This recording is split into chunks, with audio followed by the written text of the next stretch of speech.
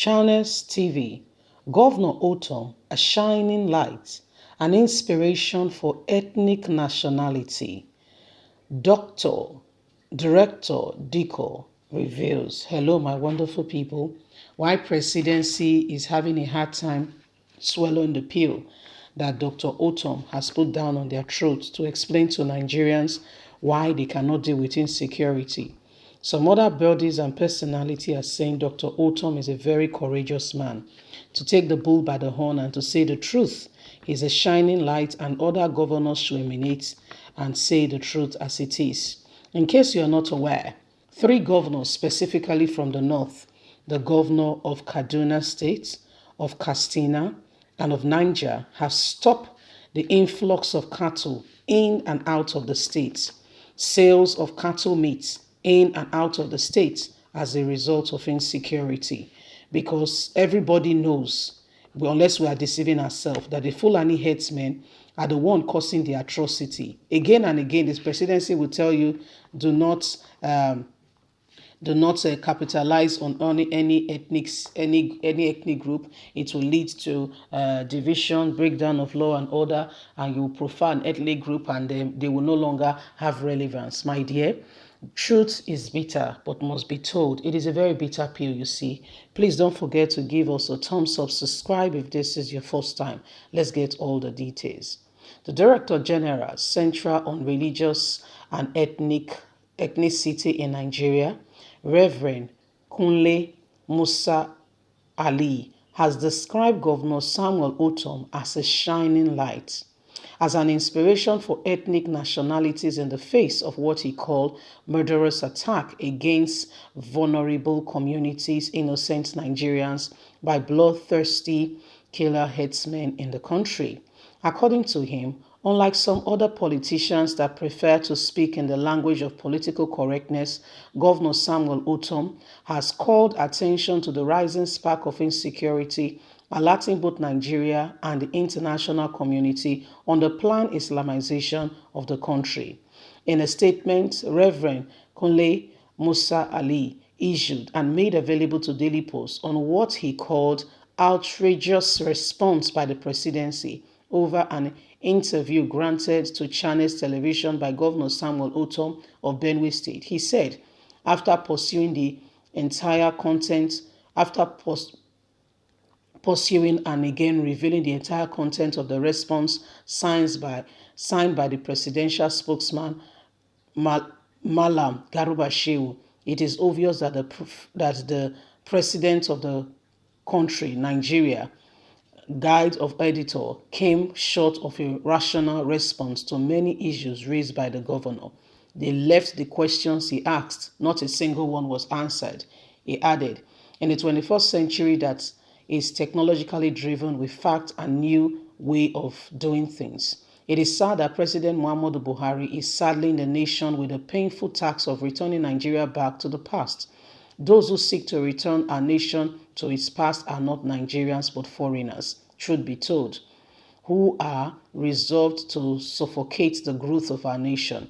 Malam Shehu response rings at the orienting of a foreigner who is committed to enthroning a falsehood for personal gain. Little wonder there are speculations that the presidential spokesman is not a Nigerian but a Nigerian colony who came from Kano, but really his ancestors were wanderers. The clergyman noted that Shehu was condemning Governor Ortom, who never weary of resisting the planned submission of the nation ethnic minority by the President Muhammadu Buhari's administration, adding that any patriotic Nigeria desire of the progress of the country cannot be resisted and condemned. Current effort aimed at planning revealed of grazing reserve routes approved by the President Muhammadu Buhari is a catastrophe. He explained that the fact of murderous attacks against vulnerable communities and innocent Nigerians by these people, and yet the presidency see nothing in it, and their fulanization agenda being exposed, is the worst reason why they were blown out and begin to attack the governor for exposing what they are already doing. These Nigerians must know that these people do not mean well. When in August 14, 2021, some outlaws murdered 25 travelers in Jos, the police quickly identified the perpetrators with a promise to bring them to justice. He observed that this quick identification of killers of the travelers came on the trail of several weeks of attack carried out on vulnerable communities in Kaduna, Benue Plateau, with security agencies doing nothing to arrest the culprits. Put two and two together and see what is going on. Governor Ortom, by his boldness and fearless disposition, has identified the crux of the problem ravaging the nation. It is the presidency doing this to her people, no one else. You see, do you know that the people they said apparently killed the travelers in Jos or whatever, do you know they've been apprehended? Oh, you've not heard. They've been apprehended. Yes, they've been apprehended. So what does that tell you? Just thinking out loud, what does that tell you? Nigerian government are living a lie, deceiving the people, telling Nigerians that they are trying to get these people. They are not going after any Fulani. Nigerian government is not going after any Fulani, just to let you know. Nigerian government is not chasing after any Fulani who is carrying out any form of atrocity seen in this nation. No, no, they go scot-free. Oh, you've not heard. They go scot-free. Nigerian government is doing nothing. I repeat, nothing about it and do not intend to do anything about it. It is a systematic takeover by the kill as many as possible so that you can have more space. That's why they are trying to weaken the Southeast, the Southwest, the youths who have come together to say we will protect and preserve our region. You know why? The youths are together, coordinated, and are always looking out for their territory. ESM was formed because of Fulani herdsmen. Their infiltration into the region, causing untold suffering and hardship on the people, killing Nigerians, killing Southeasterners. People can no longer go to their farm. Hence, the youth came together and said, let us form a security outfit. Before you could say Jack Robinson, the government came hard on them.